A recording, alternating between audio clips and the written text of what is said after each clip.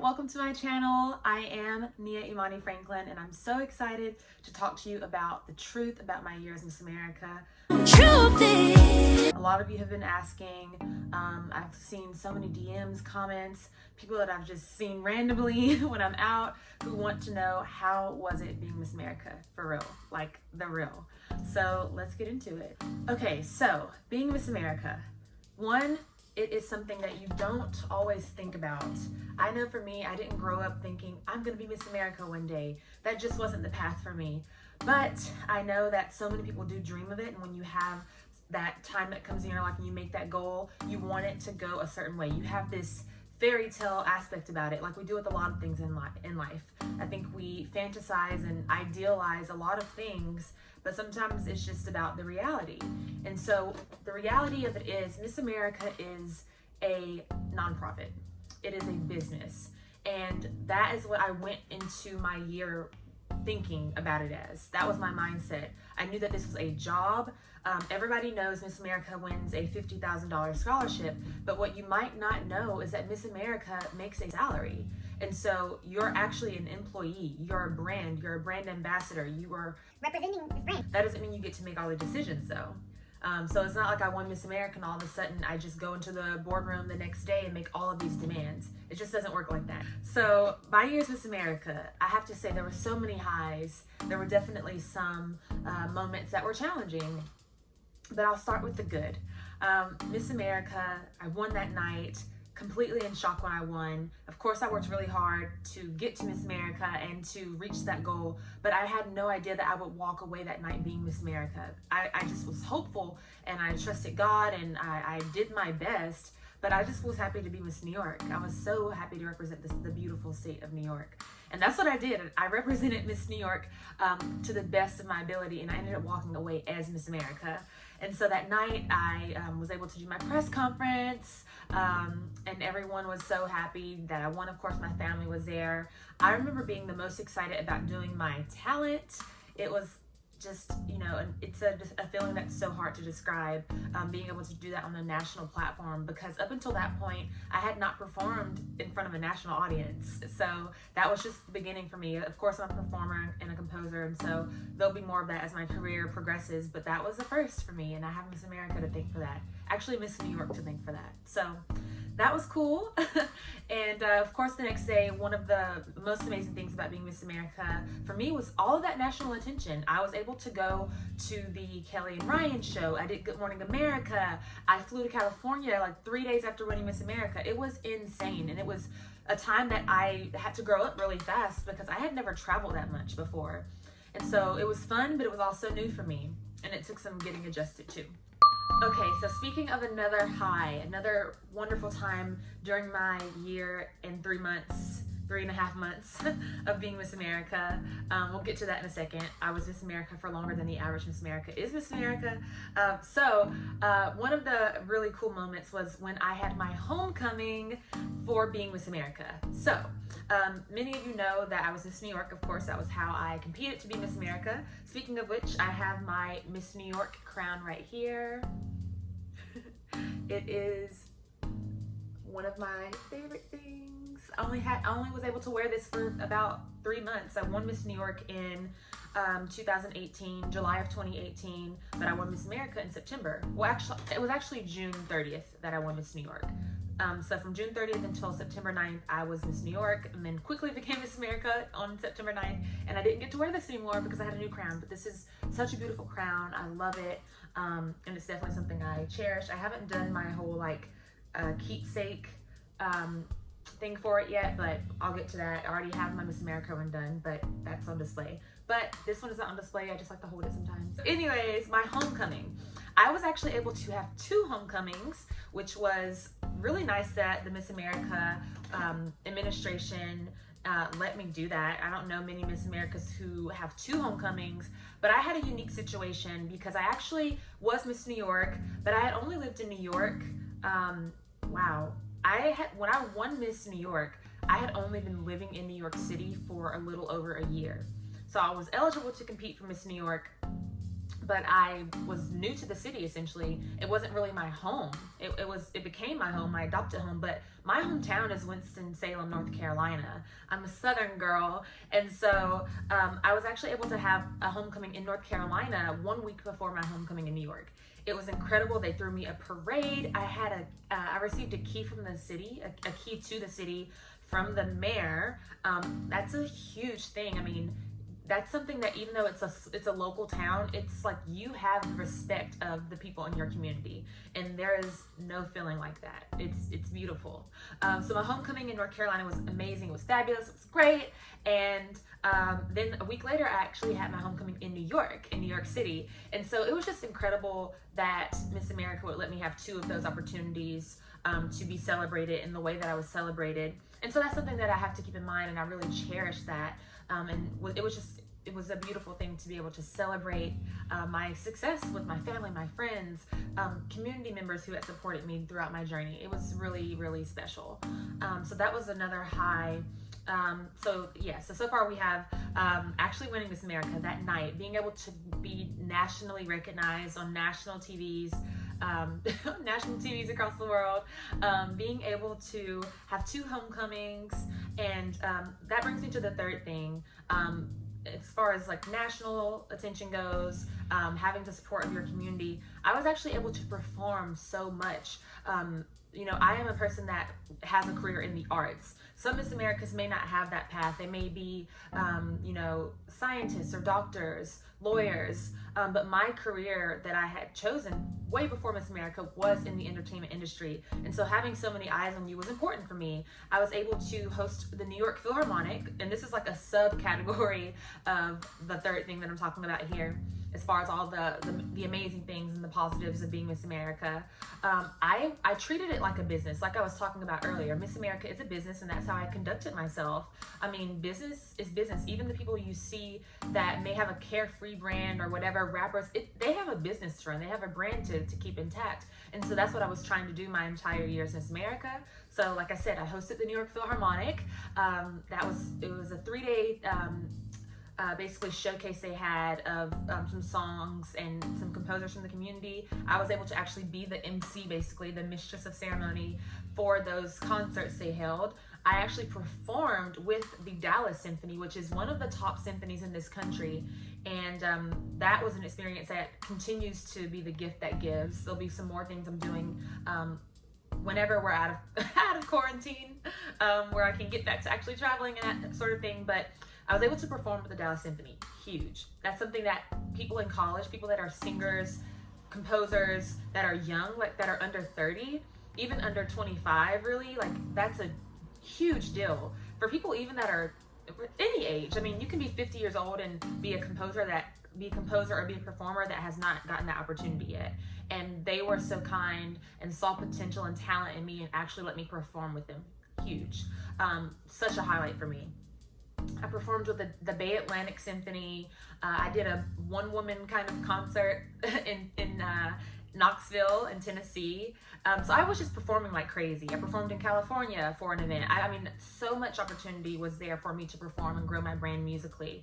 And I tried to take advantage of it as best as I could. However, there were some challenges, of course, because even though I was Nia and I wanted to promote myself, I had a crown on my head. Sometimes a crown doesn't go with certain outfits you might want to wear as Miss America. And I probably overthought that in some ways, but that was just a challenge for me personally, where it's like, I want to do all these things, but sometimes I feel like, am I Miss America in this moment or am I Nia? And I'm just trying to juggle both of those things, because at the end of the day, I wanted to do my job well. I wanted to be a great representative for the organization, because that was the priority. And I didn't want to mishandle that in any way. So that was a big thing to keep in mind for me. And it was a struggle sometimes, but I think I did my best. I did what I could do. So yeah, performing was a huge thing. That's 3. More highs, I would say, just all the different connections and people that I met, period. I met Stevie Wonder. Stevie Land Wonder. Yeah, musical genius. Been listening to his music since I could listen to music. I actually touched him, like we embraced. He put his crown, he put my crown on my head for me. Like it was just, I didn't even know that was going to happen. I wake up, I'm in California, I'm there for some interviews with some radio shows, and then I'm on the way to what I think is just a radio interview. I'm leaving, shooting some TV show. I did an interview. I'm in the car, and my tour manager, Teresa, is like, "Hey, why do you like Stevie Wonder so much?" And I'm like, "Because he's amazing. Like, he's a musical genius. He wrote songs in the key of life. Have you heard his music? Like, what do you mean?" Like, she's interrogating me. "Why do you like Stevie? What's your favorite song by him?" But she was like asking it in an aggressive way, and I'm like, "What is going on?" And the next thing you know, she's like, "Well, you're gonna meet him today." What? So I met him. We embraced. I played him my song "Earth Sun." That was the single that I dropped in January of 2020, and he told me it was good. Like, what? So I was just incredibly blessed to have that opportunity. That was a connection, huge, top of my list. I met Regina King. Beautiful woman, such an incredible spirit, so encouraging of me when I told her that I was a composer and I planned to write music for film, and I've already been doing that, along my career, but of course I'm continuing to grow. She was so inspiring and so motivational for me, especially knowing that she made this commitment.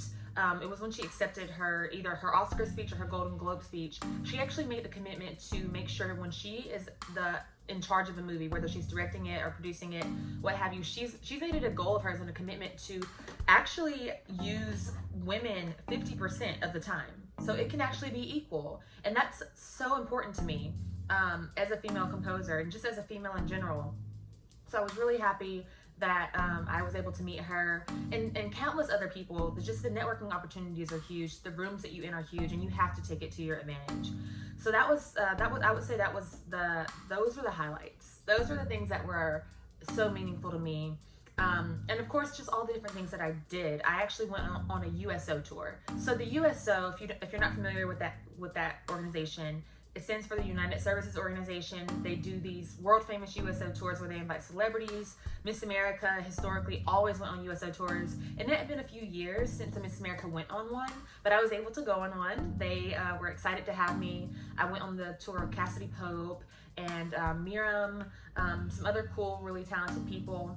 And we went to Djibouti, Africa. We were in Germany, Kosovo. We went to the Middle East, and I was able to actually perform for the troops overseas. The USO actually facilitated all of that, and they do countless other things as well in the community for our troops. And so it was really incredible to get to go on that international trip and share my love of music and share some hope to the troops as they were out here protecting our country and quite literally putting their lives on the line for us. So I was really grateful for that experience. It really is just so much. I mean, it was a year of my life. It was a year of my life, a year plus 3 months of my life. So much changed. I changed, I grew as a person, and I'm better for it. And a lot of that has to do with some of the challenges. So let's get into the challenges of being Miss America. And this is just the truth, and this is my truth. It can be challenging sometimes because, number one, no matter what job you have, you're gonna have your challenges, right? Like, you can be president of the United States, you can be a social worker, whatever it is that you do. You can be a YouTuber. It has its challenges. Nothing comes easy. And it's the same with Miss America. It's a job. And so I found myself being challenged just in general, having a new job, learning the people you're working with, that sort of thing. But the number one challenge I had was, of course, I was Miss America 2.0. The first one. The first Miss America 2.0. The organization is going in a different direction. And it's my job to represent the direction they're going in, which sometimes didn't seem clear. And, it was a time of change. It was very hectic because of what went on the year prior to that. And so I had to be mindful that I'm representing this brand. It's gone through these challenges. It's in a rebranding stage, and that was challenging. I had no precedent. I set the precedent for what is Miss America 2.0. And I think I did a good job of that in so many ways, but it was also challenging because there were things that I did like. There were things that I missed about just how Miss America used to be, which we'll get into. That being said, I wish I could have worn a swimsuit. That was before I even won.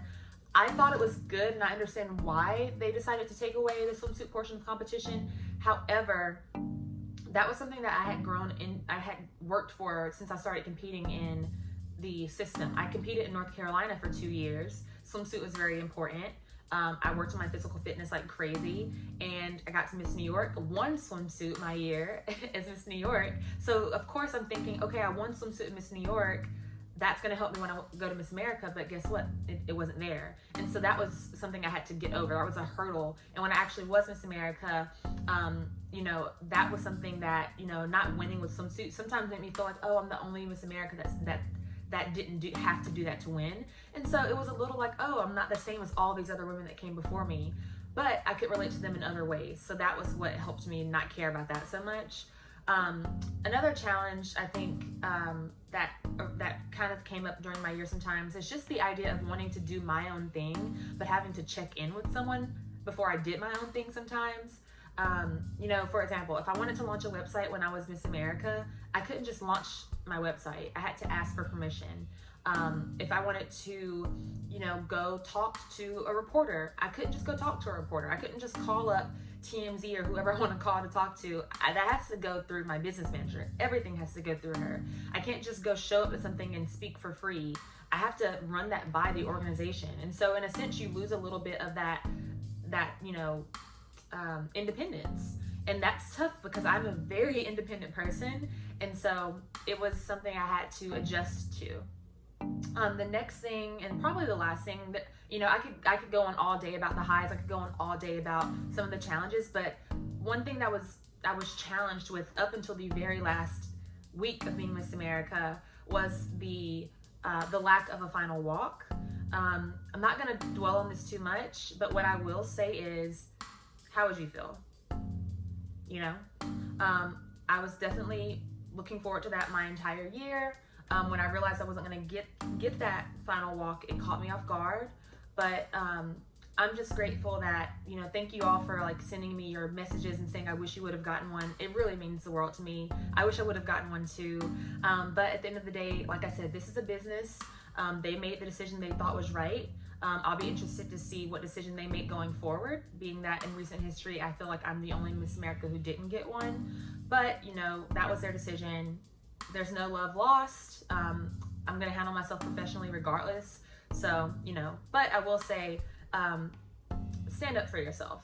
It's important to do that. And I chose my battles when I was Miss America. I chose my battles. But what I will say is I did in a way have a kind of final walk. It wasn't national. It wasn't on national TV. But in my hometown, at my church that I grew up in, that I was baptized in, probably will be married in that church, they decided to honor me with a gala, and I was actually able to perform, invite friends and people that I admire to perform with me in my hometown of North Carolina. And it happened in November, just a month before I gave up my title as Miss America. And so that was really special to me. And that's why it's so important. If you're thinking about doing this, if you're thinking about being Miss America, and I can do a video on that if anybody wants tips on how to be Miss America or what to expect if you're going to compete for Miss America, it's really important to have a support system, because at the end of the day, Miss America is a wonderful opportunity, but it's a business. They're not always going to be your friends. They're not always going to care about just what you want. It's about the brand. And so to have people in your life that support you as you, me as Nia, not me as Miss America, who are going to be there from start to finish, not just for that year. It's really important that you have those people in your life. You need them if you're going to do this. Because I could not have done this without the help of my family, my faith in God, and my faith in myself, that having the support of my family and my church family and the support from God, having those things, if I didn't have them, I couldn't have done this. So make sure you get you that support. It's important. And, you know, like this video. Make sure you like and subscribe, and thank you for watching.